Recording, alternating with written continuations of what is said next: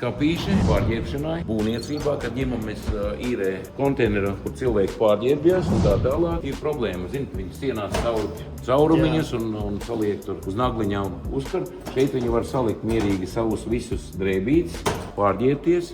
Cipari mums ir ļoti labi. Vienmēr mūsu visi cipari ir labi. Standartnieks, labs Šis ir cipars, ļoti divdaļīgs labs. standartiņš, 30 cm platumā, 122 eiro plus PVN.